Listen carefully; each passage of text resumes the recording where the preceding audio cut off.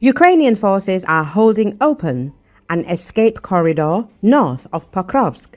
Russian forces are trying to close the corridor in order to trap the Ukrainians. Bad weather grounds and blinds Ukraine's drones and allows the Russians to advance. But Ukraine's glide bombs and FP2 drones can see right through the fog.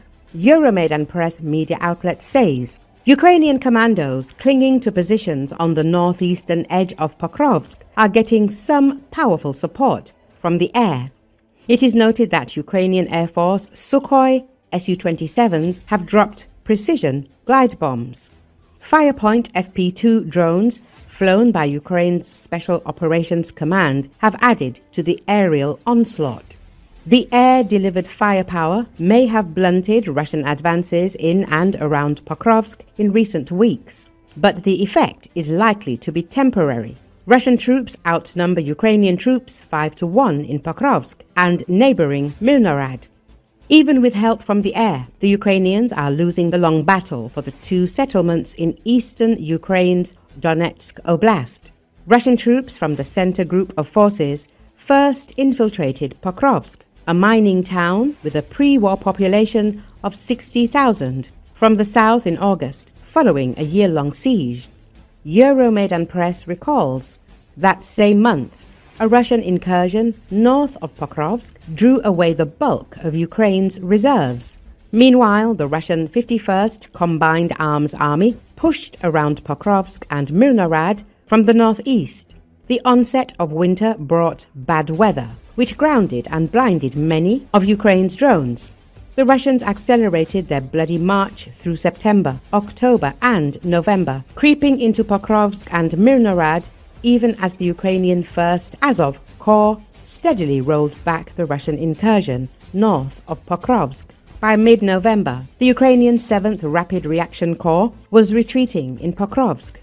A clutch of elite Ukrainian formations, including the 425th Assault Regiment, the Timur Special Unit, and the 3rd Special Purpose Regiment, marched or helicoptered into northeastern Pokrovsk to cover the 7th Rapid Reaction Corps' retreat and to hold open a corridor for the two brigades still in Myrnohrad, the 38th Marine Brigade and 25th Air Assault Brigade, to eventually make their own escape. But the Russians are determined to head off what has, for the most part, been an orderly retreat, according to observer Thorkill. Outnumbered and in danger of being outmaneuvered, the Ukrainians called in air support. Euromaidan Press says, attacking under the cover of winter fog, Russian infantry consolidated in a building in northeastern Pokrovsk on or just before Thursday. A direct counterattack may have been too risky, so the Ukrainian Air Force handled it, guided by satellite and an internal inertial system. The American-made GBU-62 sees right through the bad weather that can blind smaller first-person view drones. With their forward-looking thermal cameras, the operator-steered FP2s, each packing a powerful 100-kilogram warhead, could see just well enough through the clouds and fog to locate the Russians' position near Zatishok.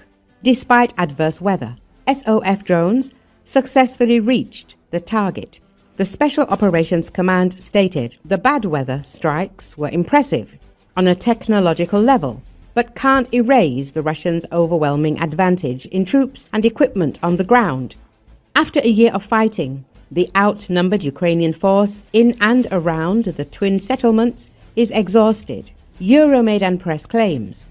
And now the situation in the Pokrovsk-Myrnohrad pocket is becoming truly critical, according to the pro-Ukraine conflict intelligence team.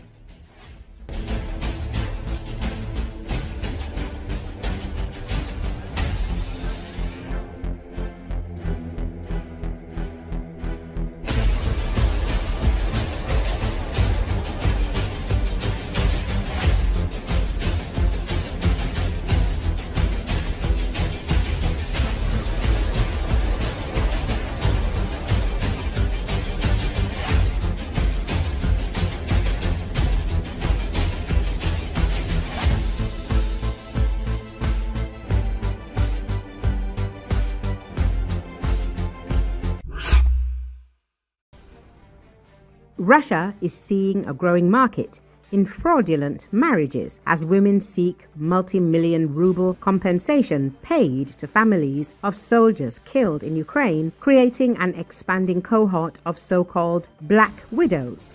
According to Militani, the trend has emerged against the backdrop of substantial state payouts for soldiers killed in the war. In March 2022, the Russian leader Vladimir Putin said families of service members killed in Ukraine would receive about $80,000 in federal insurance compensation, while wounded soldiers would get about $30,000. Foreign Policy reported that 40-year-old contract soldier Serhiy Khandozko married a local draft office employee shortly before deploying to Ukraine.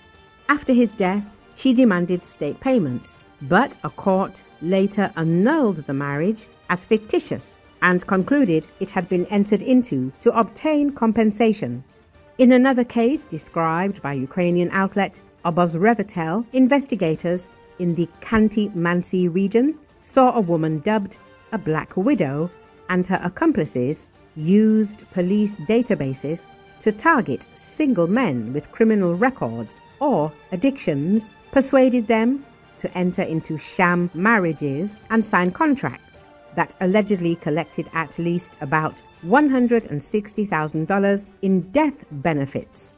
The rise in fraudulent wartime marriages has prompted calls inside Russia for tougher penalties. Veteran organizations and regional activists have urged lawmakers to introduce specific criminal liability for entering into sham marriages with participants in the so-called special military operation for the sake of compensation. In August, Russian lawmakers from the LDPR party submitted a bill to the State Duma that would create a separate offense targeting black widows and organizers of such schemes, with proposed prison terms of up to 10 years. Despite these initiatives, independent Russian outlet Holod noted that officials have yet to offer a systemic solution, as compensation is often paid out before marriages are annulled, and proving that a union was concluded solely for financial gain remains difficult in court. Earlier, it was reported that a joint investigation found Russia reclassifying missing soldiers as deserters to both conceal battlefield losses and deprive their families of the compensation owed when a relative is officially recognized as killed in combat. Hundreds and potentially thousands of Russian troops who have gone missing in action are being officially listed as deserters, a designation that strips their families of the financial compensation ordinarily provided to those whose relatives are confirmed killed in combat.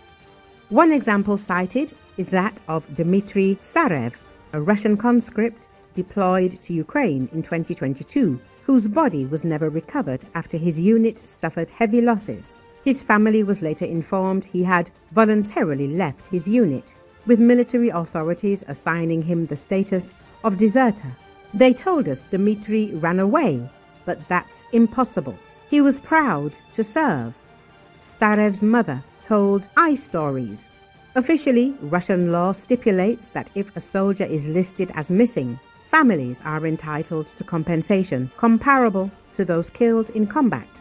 However, the shift in status to desertion invalidates those entitlements, leaving families both without closure and without financial aid.